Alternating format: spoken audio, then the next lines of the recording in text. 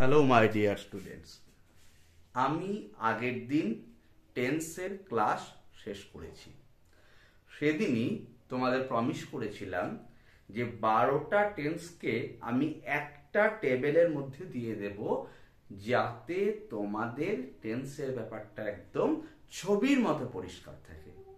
আজকে সেই টেন্স টেবিলটা তোমাদের দিচ্ছি, কিন্তু এটা ভেবো না যে এই টেন্স টেবিলটা করলেই পুরো ব্যাপার ঠিক আছে। টেন্স টেবিলটা দরকার, কিন্তু আগে 12টা টেন্সকে আমি পার্ট করে তোমাদের শিখিয়েছি।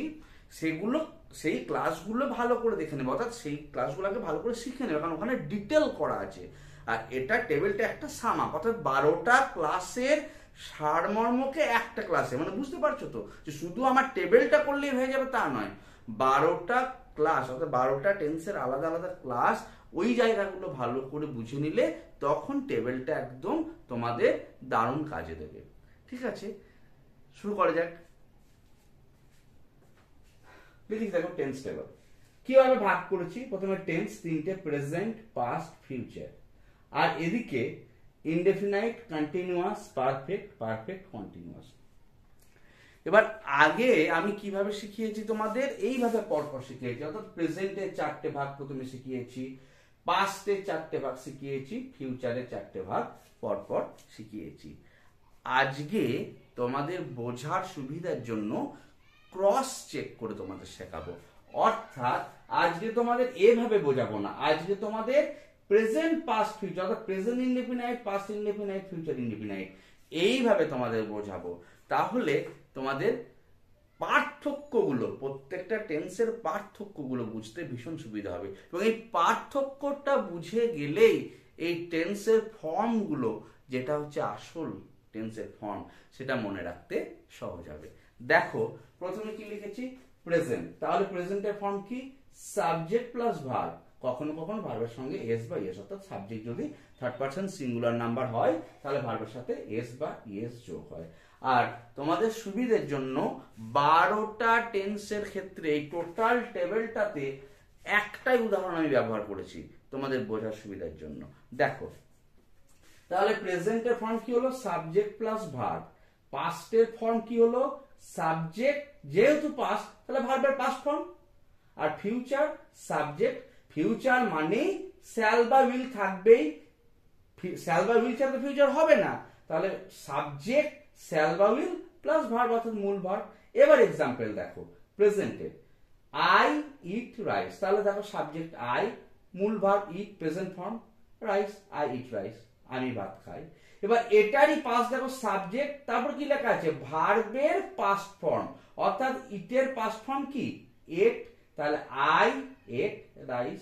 এবার দেখো কি আছে, ফিউচারের example, I shall eat rice. তাহলে দেখো সাবজেক্ট আই, শ্যাল বা উইলের মধ্যে একটা বসবে, তাহলে আই ফার্স্ট পারসন কি হবে, তাহলে শ্যাল হবে।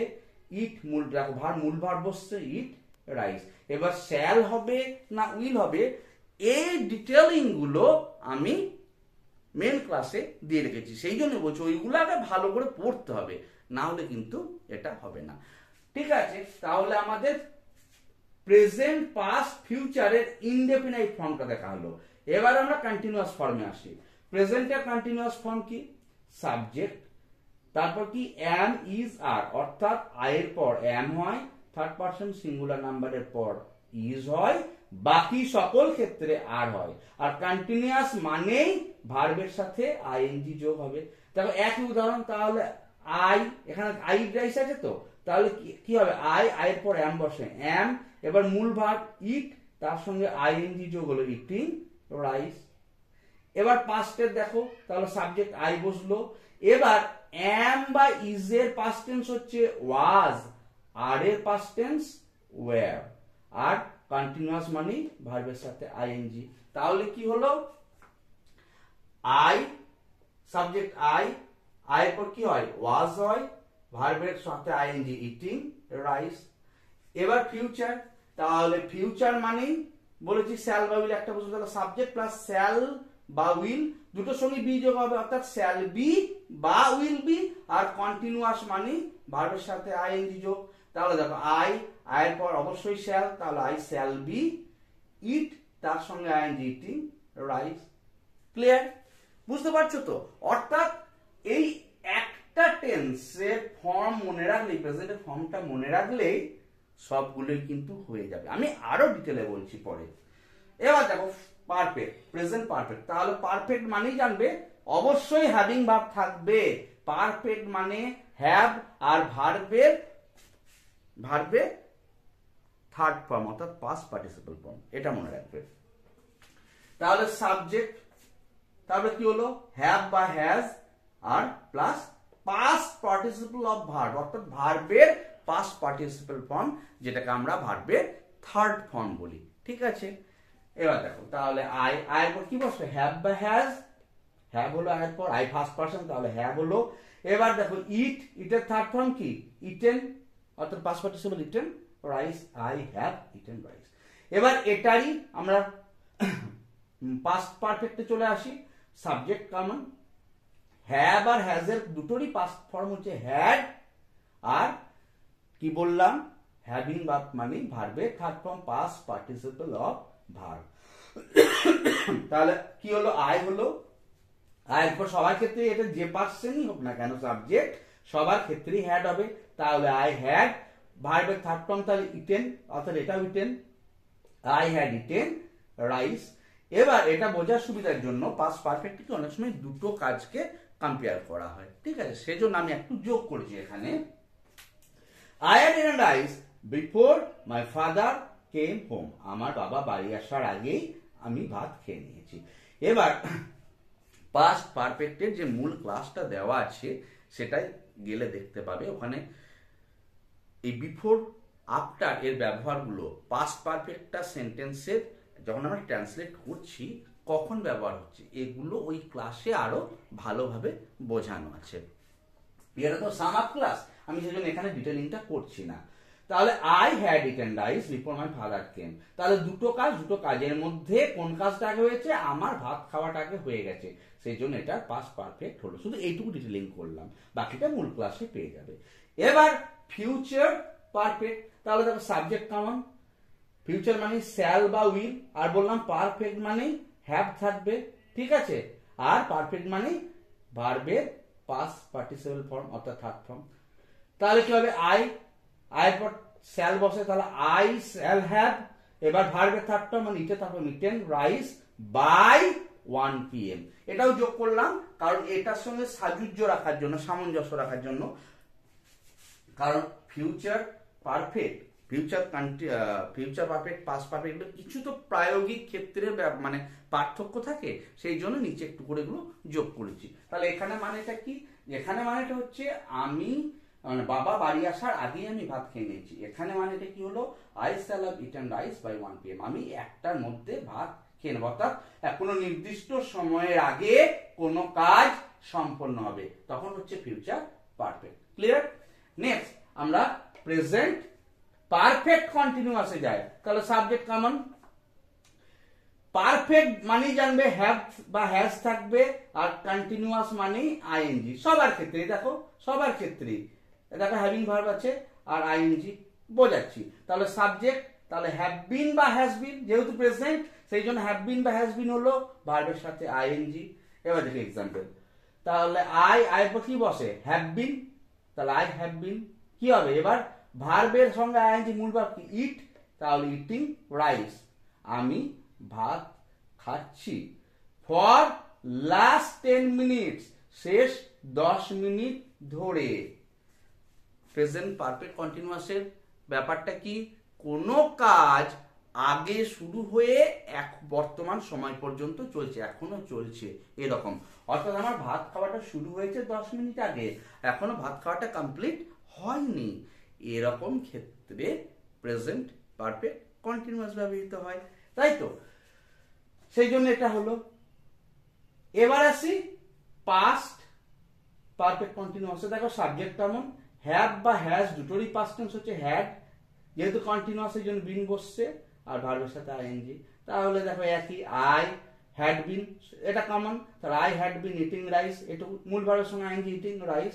Before my father reached home, perfect continuous. ওই একই ডিটেলটা মূল ক্লাসে গেলে আরো ভালো বুঝতে পারবে।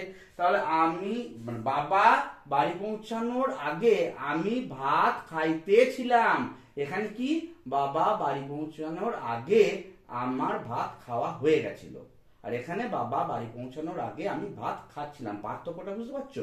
খুব সূক্ষ্ম পার্থক্য, সেই জন্যই এই ফর্মগুলো আমাদের মনে রাখতে হবে। এবার আসছি ফিউচার পারফেক্ট কন্টিনিউয়াসে। তাহলে দেখো সাবজেক্ট, সাবজেক্টের পর শ্যাল হ্যাভ বিন বা উইল হ্যাভ বিন, কারণ ফিউচার মানে শ্যাল বসছে, শ্যাল বা উইল, আর যেহেতু পারফেক্ট সেই জন্য হ্যাভ বসছে, আর কন্টিনিউয়াস বলে বিন আর আইএনজি। তাহলে এক হলো আই, শ্যাল হ্যাভ বিন বসলো, মূল ভার্ব ইট, তার সঙ্গে eating rice before he comes, অর্থাৎ সে আসার আগে আমি ভাত খাইতে থাকিব। অর্থাৎ দুটি কাজের মধ্যে যখন একটা কাজ চলতে থাকবে, দুটোই ভবিষ্যতের কাজের, দুটোই ভবিষ্যতের ব্যাপার, ভবিষ্যৎকালে দুটো কাজের মধ্যে কোনো একটা কাজ বেশি আগে থেকে চলতে থাকবে, এরকম যখন বোঝাবে তখন ফিউচার পারফেক্ট কন্টিনিউয়াস। তাহলে এই যে ফর্মগুলো প্রত্যেকটার আলাদা আলাদা সংজ্ঞা দিয়ে যে ক্লাসগুলো তোমাদের দিয়েছি, সেটার সাম আপ হচ্ছে এই ক্লাসটা। হঠাৎ করে যদি এটা দেখো তাহলে খুব বোরিং মনে হবে, টেন্সে পাবে কি জটিল, কত নিয়মের, মানে এত মানে ক্যাঁচেলামি নিয়মের ব্যাপারটা মোটেই তা নয়। ওই আগের 12টা ক্লাস পাট পাট করে যেটা দেওয়া আছে সেগুলো যদি ঠিক একবার মন দিয়ে দেখো তাহলে এটা একদম জলের মতো মনে হবে। এবার তোমাদের সুবিধার জন্য সংক্ষেপে মানে যে জায়গাটা করার জন্য আমি এইভাবে টেবিলটা করেছি, জাস্ট এবার সেইটা তোমাদেরকে একদম ভালো করে বুঝিয়ে দিচ্ছি। দেখো কি বললাম, যে কোন এতগুলো আমাদের মানে 12টা ফর্ম মনে রাখতে সবগুলোই হবে। এবার মনে রাখবে কি করে, কত সহজে মনে রাখা যায়, মাত্র 4টে আমাদের মনে রাখতে হবে। অর্থাৎ প্রেজেন্টের এই 4টে ইনডেফিনাইট, কন্টিনিউয়াস, পারফেক্ট আর পারফেক্ট কন্টিনিউয়াসের ফর্মটা মনে রাখতে হবে, তাহলেই বাকিগুলো মনে থেকে যাবে। কেন? দেখো এখানে ফর্ম কি সাবজেক্ট প্লাস ভার্ব, তাহলে এটা যদি মনে রাখি তাহলে পাস্ট মানে ভার্বে, সাবজেক্টটা কমন, ওটা মনে রাখার কিছু নেই। তাহলে প্রেজেন্টে যদি ভার্ব হয়, মেন মানে মূল ভার্ব হয়, পাস্টের ক্ষেত্রে ভার্বের পাস্ট ফর্ম হবে, আর ফিউচারের ক্ষেত্রে শ্যাল বা উইল বসবে আর মূল ভার্ব বসবে, তাই তো? তাহলে একটা মনে রাখলে আমার পাস্ট আর ফিউচার ইনডেফিনাইটের হয়ে গেল। অর্থাৎ প্রেজেন্ট ইনডেফিনাইট মনে রাখলেই পাস্ট ইনডেফিনাইট, ফিউচার ইনডেফিনাইট হয়ে গেল। এবার আমরা যদি প্রেজেন্ট কন্টিনিউয়াসটা মনে রাখতে পারি, সাবজেক্টের পর অ্যামিজ আর বসে, ভার্বের সাথে আইএনজি বসে। দেখো সাবজেক্ট অ্যামিজ, এটা তো পাস্ট, তাহলে পাস্ট কন্টিনিউয়াসের ক্ষেত্রে কি হবে? অ্যামিজের পাস্ট টেন্স ওয়াজ হয় আর এর পাস্ট টেন্স ওয়্যার হয়, আর কন্টিনিউয়াস মানে ভার্বের সঙ্গে আইএনজি। আবার ফিউচারের ক্ষেত্রে দেখো ওই সাবজেক্টটা কমন, শ্যাল বা উইল, শ্যাল বি বা উইল বি, ভার্বের সঙ্গে আইএনজি। অর্থাৎ এটা মনে রাখলেই বাকিগুলো আমাদের হয়ে যাবে। আবার দেখো পারফেক্টের ক্ষেত্রে, প্রেজেন্ট পারফেক্টের ক্ষেত্রে সাবজেক্ট প্লাস হ্যাভ বা হ্যাজ, ভার্বের পাস্ট ফর্ম, মানে পাস্ট পার্টিসিপল ফর্ম, ঠিক আছে? এবার দেখো তাহলে পাস্ট পারফেক্ট টেন্স খুব সিম্পল, সাবজেক্ট, তাহলে এটা যদি হ্যাভ হ্যাজ হয় তাহলে পাস্ট পারফেক্টের ক্ষেত্রে হ্যাভ হ্যাজ এর পাস্ট টেন্স হ্যাড, অবশ্যই হ্যাড বসবে, আর পারফেক্ট মানে ভার্বের পাস্ট পার্টিসিপল। ফিউচারের ক্ষেত্রে তাই সাবজেক্ট, ফিউচার মানে শ্যাল বা উইল বসবে, পারফেক্ট বলে হ্যাভ বসবে, আর পারফেক্ট মানে ভার্বের পাস্ট পার্টিসিপল। এবার ফিউচার কন্টিনিউয়াস দেখি, সাবজেক্ট হ্যাভ বিন বা হ্যাজ বিন প্লাস ভার্বের সঙ্গে আইএনজি। আমাদের এইটুকু মনে রাখতে হবে। যে আবার এটাও মনে রাখা ভীষণ সহজ, কারণ আমাদের ব্যাপারটা বুঝে নিতে হবে। পারফেক্ট কন্টিনিউয়াস, তাহলে পারফেক্ট মানে হ্যাভিং ভার্ব, আর কন্টিনিউয়াস মানে বিন বসে ভার্বের সঙ্গে আইএনজি, ঠিক আছে? এবার দেখো সাবজেক্ট, তাহলে হ্যাভ আর হ্যাজ দুটোরই পাস্ট টেন্স হচ্ছে হ্যাড, বিনটা কমন, ভার্বের সঙ্গে আইএনজি কমন। এখানে দেখো সাবজেক্ট ফিউচার বলে শ্যাল বা উইল বসছে, হ্যাভ বিন কমন, ভার্বের সঙ্গে আইএনজি। অর্থাৎ ছকটাকে এত বড় লাগলেও, এত আলাদা আলাদা ফর্ম হলেও আমাদের অ্যাকচুয়ালি মনে রাখতে হচ্ছে কোনটা? শুধুমাত্র প্রেজেন্টের 4টে ফর্ম, বাকিগুলো শুধু বুঝতে পারলে এমনি এমনি তোমরা করতে পারবে। আশা করি তোমাদের টেন্স নিয়ে আর কোনো সমস্যা হবে না। যদি কোনো সমস্যা হয় আমার কমেন্ট সেকশন তো খোলাই আছে, সেখানে প্রশ্ন করবে, তোমাদের জন্য আমি সবসময় অ্যাভেলেবেল। ভালো থেকো।